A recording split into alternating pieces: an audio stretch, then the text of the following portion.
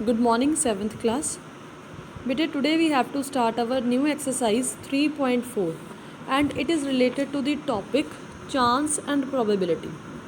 Beta, you must have heard that sun rises in the east. सूरज जो है वो east ਦੇ ਵਿੱਚ राइज ਹੁੰਦਾ ठीक है. अगर मैं कहाँ कि sun rises in the west you will say no है ना, इट्स फॉल्स मीनस कि ਇਹਦੀ ਤਾਂ ਕੋਈ ਪ੍ਰੋਬੇਬਿਲਿਟੀ ਹੋ ਹੀ ਨਹੀਂ ਸਕਦੀ, ਕੋਈ ਚਾਂਸ ਹੀ ਹੈ ਨਹੀਂ ਗਾ ਕਿ ਵੈਸਟ ਦੇ ਵਿੱਚੋਂ ਸਨ ਰਾਈਜ਼ ਹੋਏਗਾ ਬਿਕੋਜ਼ ਸਭ ਨੂੰ ਪਤਾ ਹੈ ਕਿ ਸਨ ਜੋ ਹੈ ਉਹ ਈਸਟ ਦੇ ਵਿੱਚ ਹੀ ਰਾਈਜ਼ ਹੁੰਦਾ. ਸਿਮਿਲਰਲੀ ਜੇ ਮੈਂ ਕਹਾਂ ਕਿ ਅੱਜ ਬੱਦਲ ਨੇ ਠੀਕ ਹੈ, it is cloudy today and it will rain, ਤਾਂ ਉਹਦੀ ਵੀ ਅਸੀਂ 100% ਤਾਂ ਗਾਰੰਟੀ ਦਿੰਦੇ ਨਹੀਂ. ਇਟ ਮੀਨਸ ਕਿ ਉਹਦੀ ਪ੍ਰੋਬੇਬਿਲਿਟੀ ਅਸੀਂ ਕਹਿ ਸਕਦੇ ਹਾਂ ਕਿ ਯੈਸ ਚਾਂਸ ਹੈਗੇ ਨੇ कि क्लाउड्स हैगे ने, इट मीनस कि चांस हैगे ने कि बारिश होएगी, it will rain. So next जे मैं तुहानूं एग्जाम्पल देवां, फॉर एग्जाम्पल देखो बेटे कॉइन हुंदा ठीक है ना, कॉइन दे अपने कोले की हुंदा, एक हैड हुंदा, एक साइड ते एक टेल बनिया हुंदा.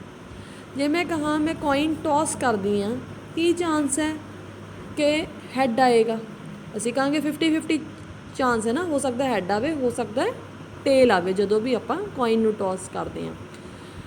ਤਾਂ ਉਹ ਜੋ 50-50 ਹੈ ਦੈਟ ਇਜ਼ ਉਹਨੂੰ ਅਸੀਂ ਕਹਾਂਗੇ ਹਾਫ ਚਾਂਸ ਹੋ ਗਿਆ ਨਾ 1/2.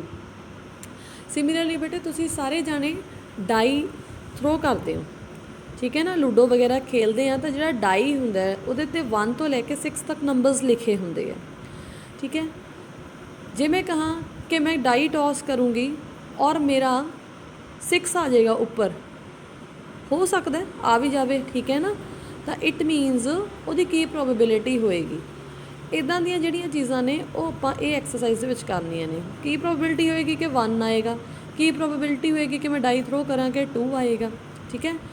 ਨੰਬਰ ਤਾਂ ਇੱਕ ਵਾਰੀ ਹੀ ਲਿਖਿਆ ਹੋਇਆ ਪੂਰੇ ਡਾਈ ਦੇ ਉੱਤੇ, ਟੋਟਲ ਕਿੰਨੇ ਨੰਬਰ ਨੇ 6, ਤਾਂ ਜੋ ਚੀਜ਼ ਸਾਨੂੰ ਰਿਕਵਾਇਰਡ ਹੈ that one over total number of cases ਦੇ ਅਕੋਰਡਿੰਗ ਅਸੀਂ ਪ੍ਰੋਬੇਬਿਲਿਟੀ ਦਾ ਜੋ ਹੈ ਉਹ ਆਨਸਰ ਦੇਣਾ ਹੁੰਦਾ ठीक है.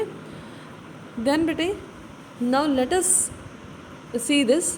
जे मैं इस तो पहला कहा कि जे मैं ये कहा कि मैं डाई थ्रो किया और मेरा 8 आएगा ऊपर लिखा होया, तुसीं कहोगे इट इज़ इम्पॉसिबल क्योंकि डाई के उत्ते तो 8 लिखा आ ही नहीं सकता क्योंकि नंबर ही 6 तक ने ठीक है ना. So let us begin the exercise.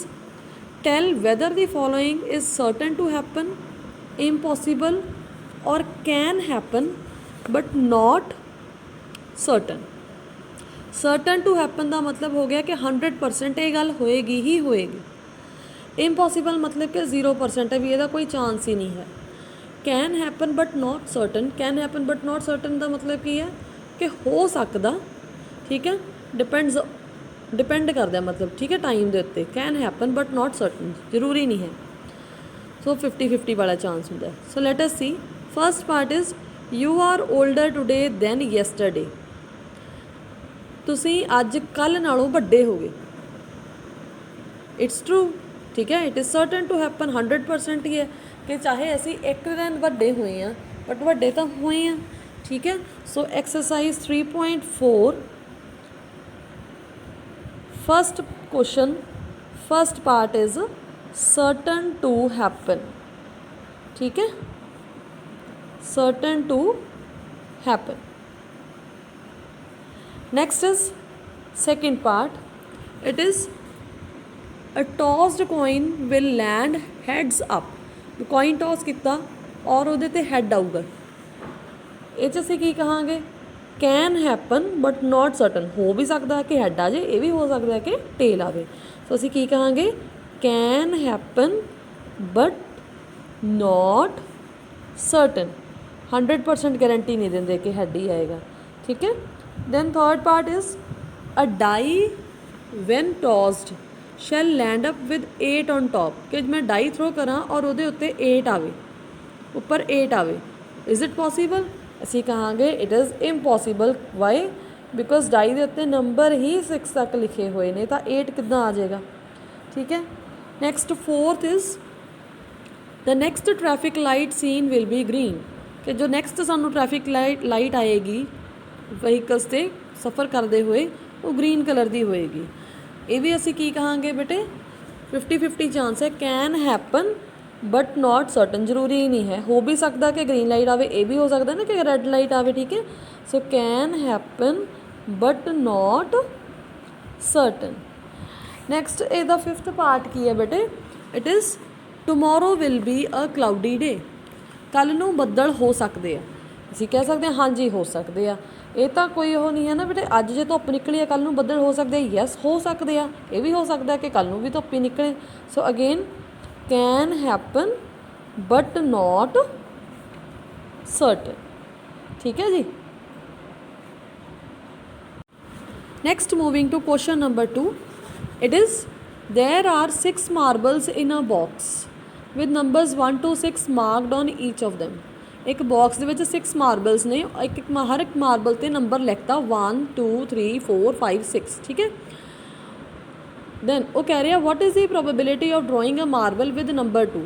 ਹੁਣ ਅਸੀਂ ਬਿਨਾਂ ਦੇਖੇ ਇੱਕ ਮਾਰਬਲ ਚੱਕਿਆ ਔਰ ਉਹਦੇ 'ਤੇ 2 ਲਿਖਿਆ ਹੋਇਆ ਸੀ, ਅਸੀਂ ਦੇਖ ਕੀ ਪ੍ਰੋਬੇਬਿਲਿਟੀ ਹੋਊਗੀ ਕਿ ਉਹਦੇ 'ਤੇ 2 ਲਿਖਿਆ ਹੋਊਗਾ, ਠੀਕ ਹੈ। ਅਸੀਂ ਨਹੀਂ ਦੇਖਿਆ ਕਿ ਉਹਦੇ 'ਤੇ ਕੀ ਲਿਖਿਆ ਹੋਇਆ, ਕੀ ਪ੍ਰੋਬੇਬਿਲਿਟੀ ਹੋਏਗੀ ਕਿ ਉਹਦੇ ਉੱਪਰ 2 ਆਏਗਾ। 2 ਤਾਂ ਬੇਟੇ ਇੱਕ ਹੀ ਮਾਰਬਲ 'ਤੇ ਲਿਖਿਆ, 6 ਮਾਰਬਲ ਸੀ, ਉਹਨਾਂ ਦੇ ਵਿੱਚੋਂ ਇੱਕ ਮਾਰਬਲ ਦੇ ਉੱਤੇ ਹੀ ਅਸੀਂ 2 ਲਿਖਿਆ, ਠੀਕ ਹੈ। ਟੋਟਲ ਕਿੰਨੇ ਮਾਰਬਲਸ ਨੇ 6, so 1/6 is the answer. Now moving to its second part, what is the probability of drawing a marble with number 5। Again ਉਹ ਕਹਿੰਦੇ ਨੇ ਕਿ ਕੀ ਪ੍ਰੋਬੇਬਿਲਿਟੀ ਹੋਏਗੀ ਕਿ 5 ਆਵੇ, ਜਿਹੜਾ ਅਸੀਂ ਮਾਰਬਲ ਚੱਕੀ ਉਹਦੇ 'ਤੇ 5 ਲਿਖਿਆ ਹੋਵੇ। ਅਗੇਨ ਮੈਂ ਕਹੂੰਗੀ ਕਿ ਇੱਕ ਹੀ ਮਾਰਬਲ ਹੈ ਜਿਹਦੇ ਉੱਪਰ 5 ਲਿਖਿਆ ਹੋਇਆ। ਟੋਟਲ ਮਾਰਬਲਸ ਕਿੰਨੇ ਨੇ 6, ਸੋ ਇਟਸ ਪ੍ਰੋਬੇਬਿਲਿਟੀ ਇਜ਼ 1/6, ਠੀਕ ਹੈ। ਪ੍ਰੋਬੇਬਿਲਿਟੀ ਦਾ ਫਾਰਮੂਲਾ ਕੀ ਹੁੰਦਾ ਬੇਟੇ, ਉਹ ਤੁਸੀਂ ਲਿਖ ਲਿਓ। Probability of N event is equals to favorable cases over total number of cases, ठीक है। टोटल किन्ने ने, टोटल नंबर ऑफ केसेस ते ऊपर आ जाएगा नंबर ऑफ फेवरेबल केसेस, ठीक है जी। Next moving to its third question. Third question is a coin is flipped to decide which team starts the game, what is the probability that your team will start।